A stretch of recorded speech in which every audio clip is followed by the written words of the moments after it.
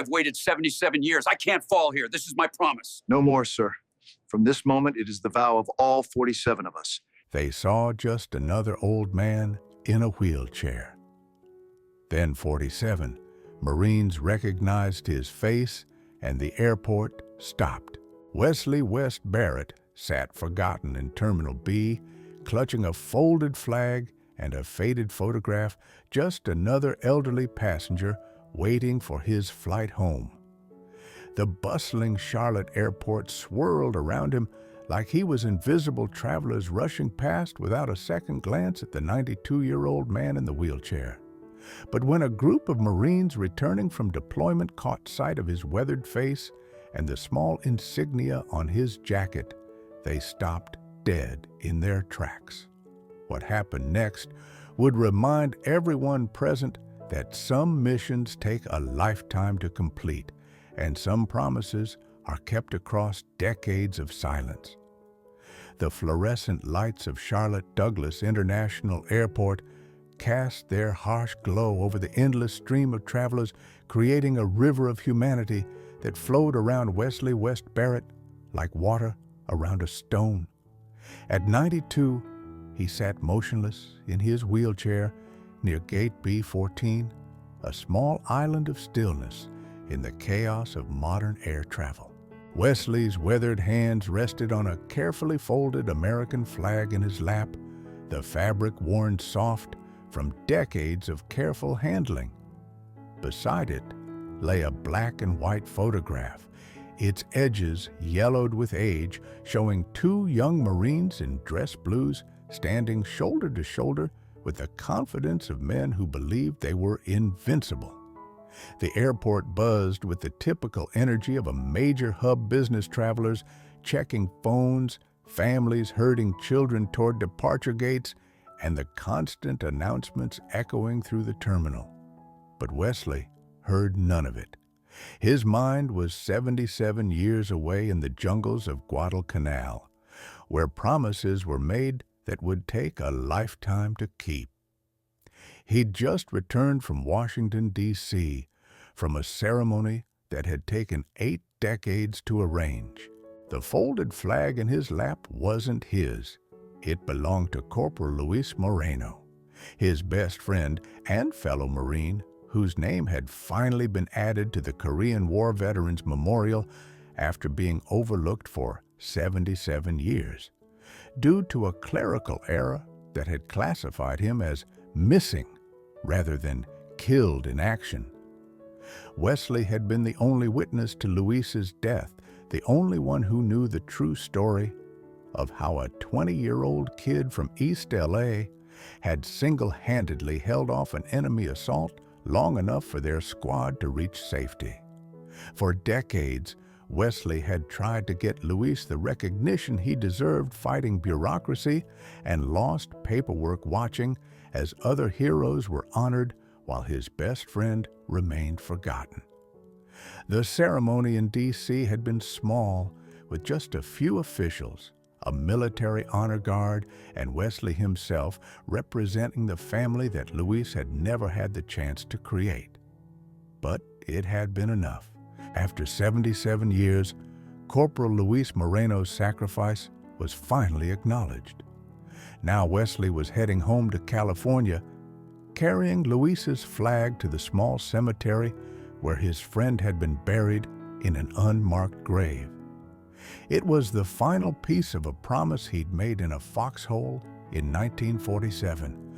"I'll make sure they remember you, Luis. I'll make sure you're not forgotten." As travelers rushed past his wheelchair, Wesley closed his eyes and remembered his friend's voice, still clear after all these years. "Promise me, Wes, if something happens to me, promise you'll tell them I was here." The first Marine to notice Wesley was Lance Corporal Jennifer Martinez, part of a group of 47 Marines returning from a deployment in the Pacific. They were traveling in civilian clothes, tired from the long flight, but still carrying themselves with the unmistakable bearing of professional warriors. Martinez had been scanning the gate area when her eyes fell on the elderly man in the wheelchair. Something about him made her look twice the way he held himself. Despite his age, the careful way he cradled the folded flag, the distant look in his eyes that she recognized from older Marines who'd seen combat. "Sergeant," she said quietly to Staff Sergeant Rodriguez, who was organizing their group for the connecting flight. "Look at that old man over there." Rodriguez followed her gaze and immediately understood what had caught Martinez's attention. The man's posture, even seated in a wheelchair, spoke of military service. But it was the small Marine Corps emblem on his jacket that made Rodriguez's breath catch. "That's a Marine," Rodriguez said, quietly. "Old school." Word spread quickly through the group of 47 Marines. They were a mix of ranks and specialties, but they shared the common bond of the Corps and an ingrained respect for those who had served before them. As they studied the elderly veteran, several of them began to recognize something familiar about his face. "Holy shit," whispered Corporal Jackson, pulling out his phone and scrolling through photos. "I think that's Wesley Barrett." The name sent a ripple of recognition through the group. Wesley Barrett was a legend in Marine Corps circles, not for any single heroic action, but for his decades-long fight to honor fallen Marines who had been forgotten by bureaucracy and time. His story had been featured in Marine Corps publications, and his advocacy for overlooked veterans had become the stuff of Corps folklore. "The guy who fought for 70 years to get his buddy recognized?" Martinez asked. "That's him," Jackson confirmed, showing them a newspaper photo on his phone. "Wesley Barrett, 92 years old. He was just in D.C. for some ceremony." Staff Sergeant Rodriguez made a decision that would change everything. "Marines," he said quietly, "form up." The group of 47 Marines began moving toward Wesley's position with the precision of a military formation. Other travelers noticed the sudden coordinated movement, stepping aside as the Marines approached the elderly veteran. Wesley looked up as the first Marines reached his position, confusion evident on his weathered face. He'd grown accustomed to being invisible in public spaces, just another old man in a wheelchair that people politely ignored. "Sir," Staff Sergeant Rodriguez said, coming to attention in front of Wesley's wheelchair, "are you Wesley Barrett?" Wesley nodded slowly, unsure of what was happening. "Yes, I am." "Sir, we're Marines returning from deployment. We know who you are, and we know what you've done for the Corps. We wanted to pay our respects." What happened next would be captured on dozens of cell phones and shared millions of times across social media. As all 47 Marines dropped to one knee around Wesley's wheelchair, their heads bowed in a gesture of respect that brought the busy airport terminal to a complete standstill. The silence was profound. Travelers stopped walking, conversation ceased, and even the constant chatter of airport announcements seemed to fade into the background. Wesley sat in the center of the circle of kneeling Marines, tears streaming down his face as he realized that his lifetime of service, not just his own, but his fight for Luis, was finally being recognized. "Thank you," he whispered, his voice barely audible. "Thank you for remembering." But the Marines weren't finished. Staff Sergeant Rodriguez stood and addressed the growing crowd of onlookers.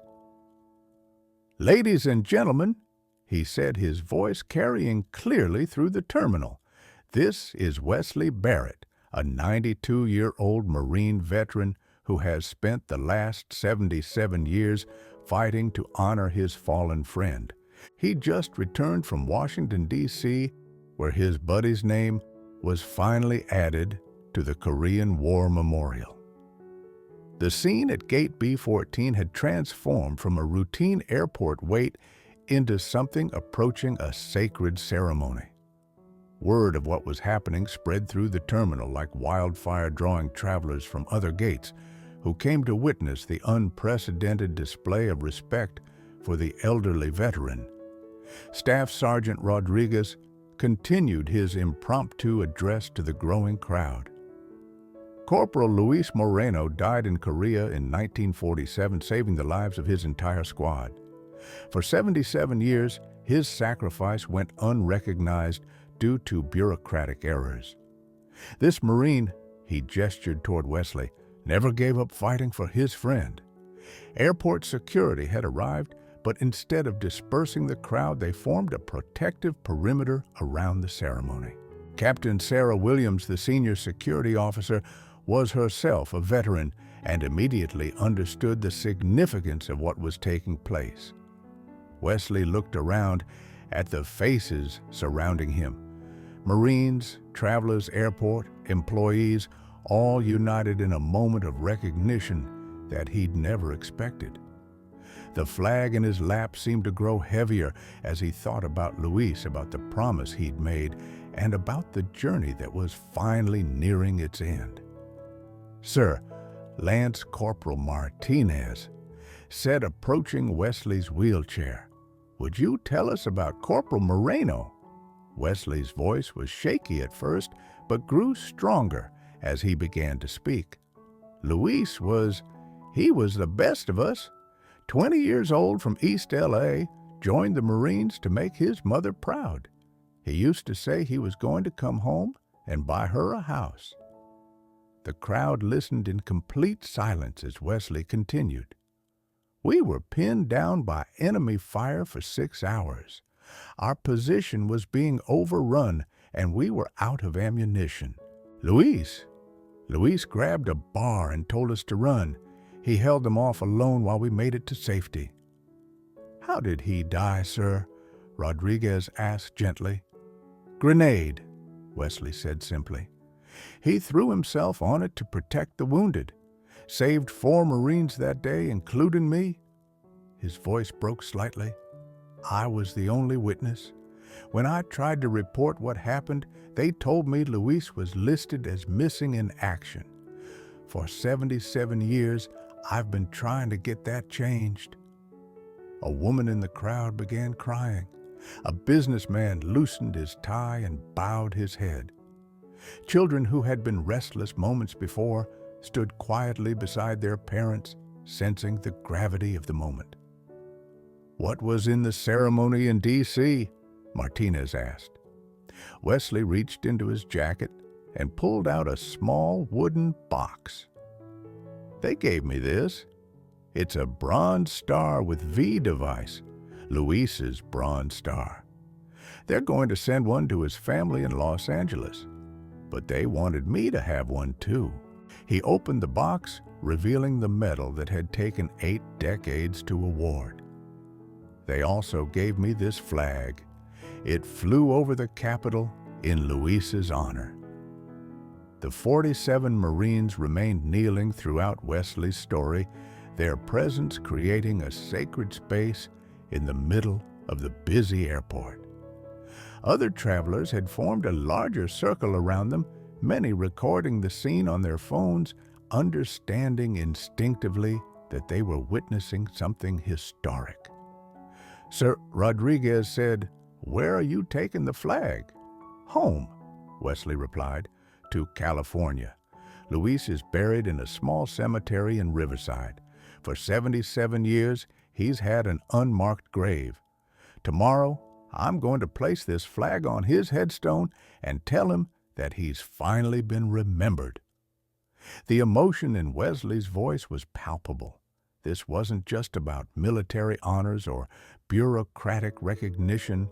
This was about friendship, about promises kept across decades, about ensuring that sacrifice was never forgotten. Airport personnel had begun coordinating with the Marines to ensure Wesley's connecting flight would be handled with appropriate honors. Captain Williams approached Rodriguez with a proposal. "Sergeant, We'd like to escort Mr. Barrett to his gate when it's time for his flight. Full honors." Rodriguez nodded. "We'll accompany him as far as security allows." As the ceremony continued, social media began exploding with videos and photos of the scene. Wesley Barrett and Luis Moreno began trending on Twitter. News outlets picked up the story. The simple act of 47 Marines kneeling to honor an elderly veteran had captured the nation's attention. But for Wesley, sitting in his wheelchair surrounded by Marines who understood the weight of service and sacrifice, the viral fame was secondary. What mattered was that Luis's story was finally being told, that his friend's sacrifice was being recognized, and that the promise made in a foxhole 77 years ago was finally being fulfilled. "Luis would have loved this," Wesley said quietly, looking around at the Marines still kneeling around him. "He always said the Corps was a family. He would have been proud to see that family still takes care of its own." The Marines remained in position, their silent vigil continuing as Wesley's story spread across the internet and around the world. Just as the ceremony reached its emotional peak, Wesley's body began to betray him.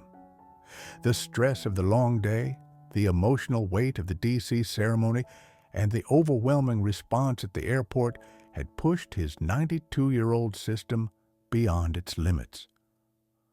"Sir, are you okay?" Martinez asked, noticing that Wesley's hands were shaking and his breathing had become labored. Wesley tried to speak, but found himself gasping for air. The flag slipped from his lap as his grip weakened, and the photograph of him and Luis fluttered to the floor. Several Marines immediately moved closer, their military medical training kicking in. "I need a medic," Rodriguez called out, though he was already assessing Wesley's condition. "Sir, stay with us. We've got you."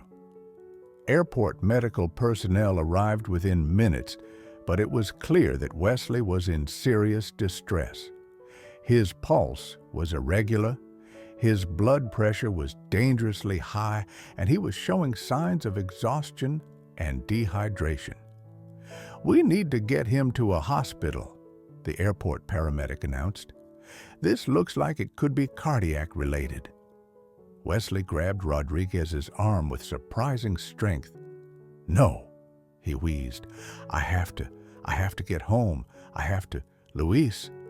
"Sir, your health comes first," Rodriguez said gently. "Corporal Moreno would want you to take care of yourself." "You don't understand," Wesley said, his voice growing more desperate. "I'm 92 years old. This might be my last chance. I promised him. I promised I'd bring the flag to his grave." The paramedics were preparing to transport Wesley to the hospital when Staff Sergeant Rodriguez made a decision that would define the rest of the story. He knelt beside Wesley's wheelchair and looked the old Marine directly in the eyes. "Sir, what if we made sure the promise was kept? What if we guaranteed that Corporal Moreno got his flag whether you're able to deliver it personally or not?" Wesley's eyes filled with tears. "How?" Rodriguez looked around at his 46 fellow Marines, seeing the same determination in their faces that he felt in his heart. "Sir, we're Marines. We don't leave anyone behind, and we don't break promises to our brothers." He stood and addressed the group. "Marines, we have a mission. If Mr. Barrett can't complete his journey to honor Corporal Moreno, then we complete it for him. Who's with me?" The response was immediate and unanimous. "Ura," came from 46 throats echoing through the airport terminal, but Wesley wasn't ready to give up. "Please," he said to the paramedics, "just let me rest for a few minutes. I've been carrying this flag for 77 years. I can carry it a few more hours." The airport medical team was reluctant, but Wesley's vital signs had stabilized somewhat. After consultation with a doctor via radio, they agreed to monitor him closely while he rested, with the understanding that any deterioration would mean immediate transport to the hospital.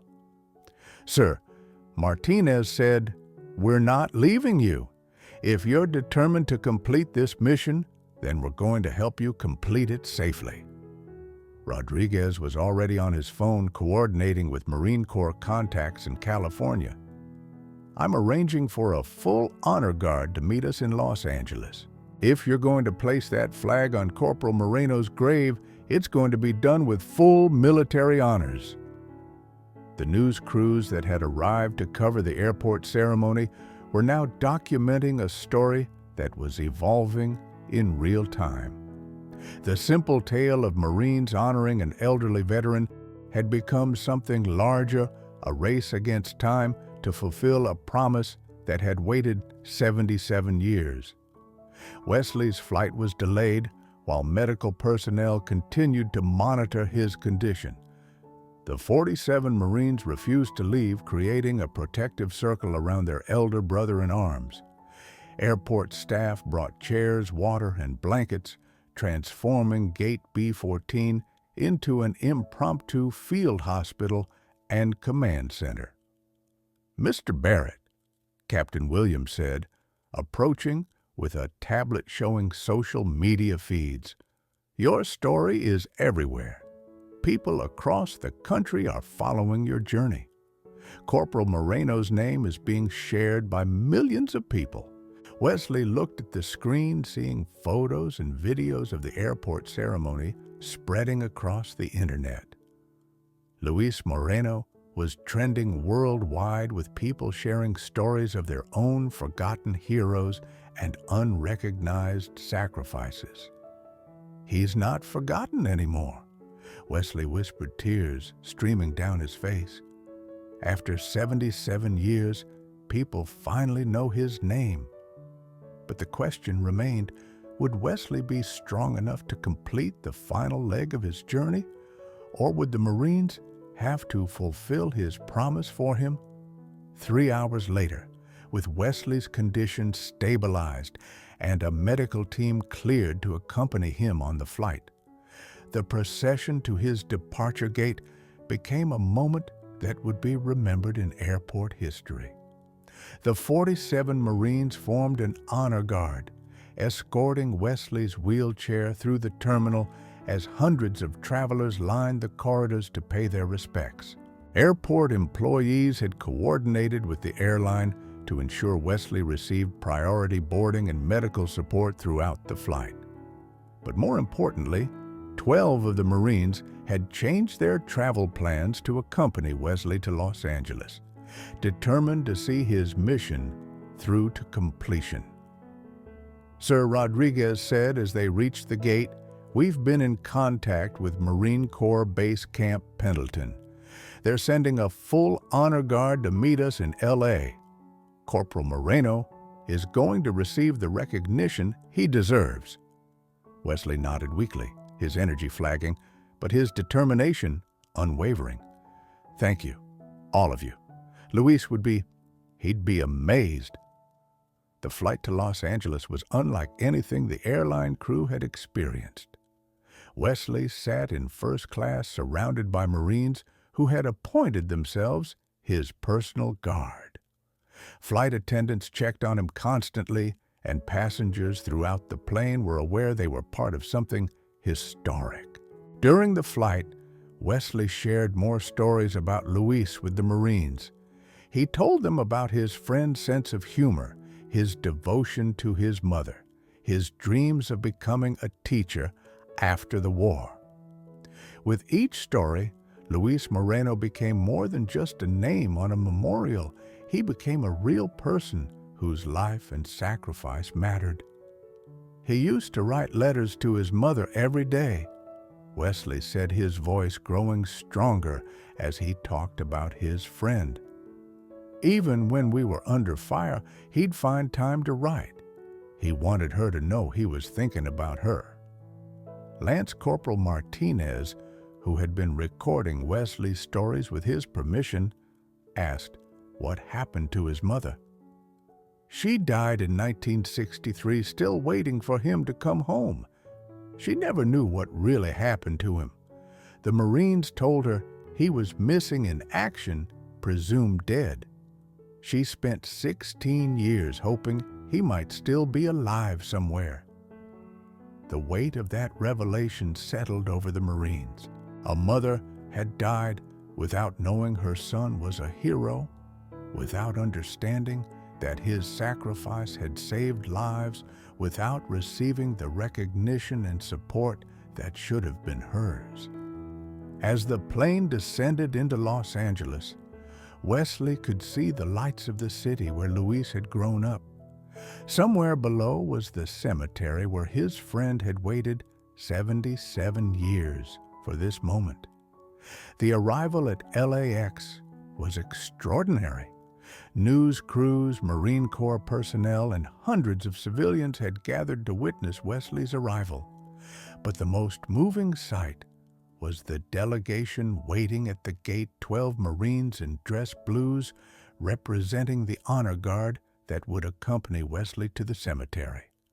"Mr. Barrett," said Colonel James Patterson, the commanding officer from Camp Pendleton, "it's an honor to meet you, sir. We're here to ensure that Corporal Moreno receives the recognition he's earned."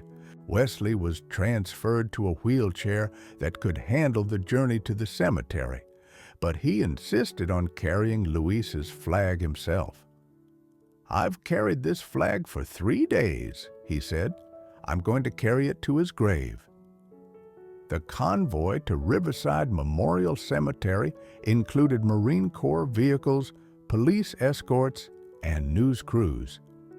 But Wesley was focused on only one thing, the small plot of ground where his best friend had waited nearly 8 decades for recognition. The cemetery had been transformed for the occasion. What had been an unmarked grave was now marked with a temporary headstone bearing Luis's name rank and the dates of his birth and death. American flags lined the pathway to the gravesite, and hundreds of people had gathered to witness the ceremony. As Wesley's wheelchair approached the grave, he could see Luis's name carved in stone for the first time. Luis Moreno, Corporal, United States Marine Corps, 1927-1947, Bronze Star Hero of Korea. "We're here, Luis," Wesley whispered. "I kept my promise." The ceremony that followed was everything Wesley had dreamed of for 77 years. The Marine Corps Honor Guard performed a full military funeral with honors. Taps was played. The flag was presented with the precision and dignity that Luis had earned, but never received. But the moment that broke everyone's heart came when Wesley, with help from 2 Marines, stood from his wheelchair and placed the flag on Luis's grave with his own hands. "I'm sorry it took so long, buddy," he said, his voice carrying clearly in the silent cemetery. "But they know now. They all know what you did." The crowd of hundreds stood in complete silence as Wesley said goodbye to his friend. News cameras captured every moment, but they also captured something else. The power of a promise kept the importance of remembering sacrifice and the unbreakable bonds of military brotherhood. As the ceremony concluded, Colonel Patterson approached Wesley with one final surprise. "Mr. Barrett, the Commandant of the Marine Corps, has asked me to present you with this." He handed Wesley a medal case containing the Navy Cross, the second highest decoration for valor in the Marine Corps. "For your 77 years of service to a fallen Marine and for ensuring that no sacrifice goes unrecognized." Wesley looked at the medal, then at Luis's grave, then at the hundreds of people who had come to honor his friend. "This belongs to Luis," he said simply. "Everything I did was for him." But as he was helped back into his wheelchair, Wesley knew that his mission was finally complete. Luis Moreno was no longer forgotten. His name would be remembered, his sacrifice honored, and his story told for generations to come. The promise made in a foxhole in 1947 had finally been kept. 6 months later, Wesley Barrett passed away peacefully in his sleep at the age of 92, just days after attending the dedication of the Luis Moreno Memorial Garden at the Marine Corps Base in 29 Palms. His final act had been to establish a foundation ensuring that no fallen Marine would ever again be forgotten due to bureaucratic oversight. The airport ceremony had sparked a national movement. The hashtag, let's remember the forgotten, became a rallying cry for families and veterans working to honor service members whose sacrifices had been overlooked. The Wesley Barrett Act, passed by Congress with bipartisan support, created a systematic review process for military records to identify and correct historical oversights. Luis Moreno's grave was no longer a lonely plot in Riverside Memorial Cemetery. It had become a pilgrimage site for Marines and their families, a place where fresh flowers appeared daily and where the flag was always flying. The temporary headstone had been replaced with a permanent memorial that told the full story of his heroism. The 47 Marines who had knelt at the airport that day had become known as Wesley's Warriors, and they continued to meet annually at Luis's grave to honor both men. Their spontaneous act of respect had reminded the nation that some bonds transcend time, rank, and even death. Staff Sergeant Rodriguez, promoted to gunnery sergeant, now worked with the Wesley Barrett Foundation to identify other forgotten heroes. Wesley taught us that being a Marine doesn't end when you take off the uniform, he often said. It continues in how you honor those who served before you. The airport ceremony had been viewed over 50 million times on social media, but its impact went far beyond viral fame. It had reminded people that heroism often goes unrecognized, that promises matter, and that sometimes the most important missions take a lifetime to complete. In the Marine Corps Museum at Quantico, a new exhibit tells the story of Wesley Barrett and Luis Moreno, two friends whose bond survived war bureaucracy and 7 decades of separation. The centerpiece is the flag that Wesley carried from Washington to California, now displayed alongside Luis's Bronze Star and Wesley's Navy Cross. The exhibit's inscription reads, "In memory of all who serve in silence, all who remember in solitude, and all who keep promises across the years. Semper Fidelis." Wesley's final mission was complete, but his legacy ensured that no Marine would ever be forgotten again.